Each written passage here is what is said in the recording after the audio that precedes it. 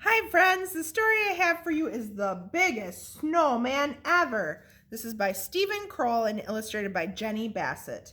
The biggest snowman ever. Have you made a snowman yet? Once there were two mice who fell in love with the same snowman, and this is how it happened. On a bright winter day, the mayor of Mouseville announced the town snowman contest. Whoever makes the biggest snowman will win a prize, he declared. All the mice were excited. The judging of the contest will take place in 2 weeks, said the mayor. Good luck to all of you. I'm going to make a really big snow princess, said Penelope. I'm going to make a really big Martian, said James. I'm going to make the biggest snowman ever, said Clayton, the house mouse. His friend Desmond, the field mouse, frowned. No, you're not. I'm going to make the biggest snowman ever. Oh, yeah, said Clayton. Oh, yeah, said Desmond. That night it snowed and snowed. Huge drifts covered driveways, roads, and fields. It was the perfect beginning for a snowman contest. In town, Penelope began her snow princess, and James began his snow Martian. Out in the country, Clayton and Desmond began their snowmen. Clayton made a snowball and rolled it along the ground. The more he rolled it, the bigger it got. Before long, he had a large base for his snowman. Not far away, Desmond was doing the same thing. The next day, Clayton made a huge snowball for his snowman's belly.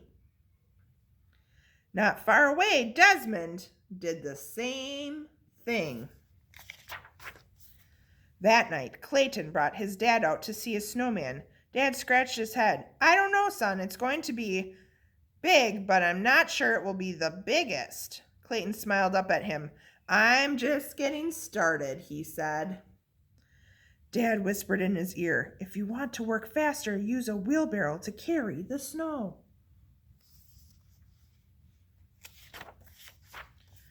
A little later, Desmond brought out his Uncle Vernon. I don't know, said Vernon. It's going to be big, but will it be the biggest? Desmond smiled. I'm just getting started, he said. Vernon whispered in his ear, if you want to work faster, use a wheelbarrow to carry the snow.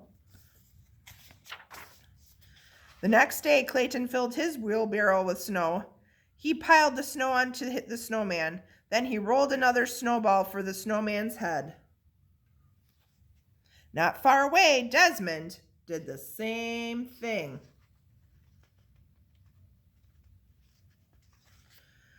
A few days later, Desmond ran into town to look at James's snow Martian and Penelope's snow princess. He said. All of our snow people are the same size. That afternoon, Clayton made the same discovery. The next day, while working on his snowman, Clayton had an idea. He brushed the snow off his gloves and walked toward Desmond.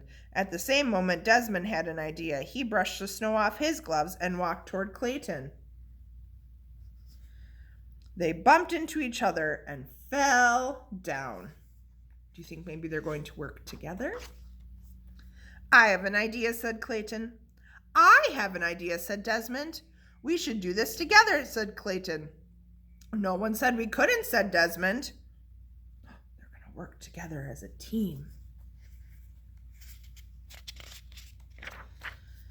First, they rolled each part of Desmond's snowman over to the middle of the field. Then they rolled each part of Clayton's snowman over. They piled the snowballs on top of one another. Clayton dropped a floppy hat on the snowman's head. Desmond added a long scarf, huge coal eyes, and a giant carrot nose. They even had to use a tree to put it up. It was so big. When they were done, they had built the biggest snowman ever. The morning of the contest, field mice on snowmobiles brought the judges out to the country.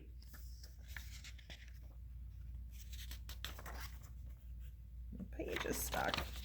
Oh dear. There we go. You both win the prize, said the mayor, handing Clayton and Desmond a large wedge of Swiss cheese. Let the celebration begin. Everyone gathered to dance around the snowman, drink hot chocolate, and eat donuts. Yum. We did it, said Clayton and Desmond, jumping up and down. We did it together. The end.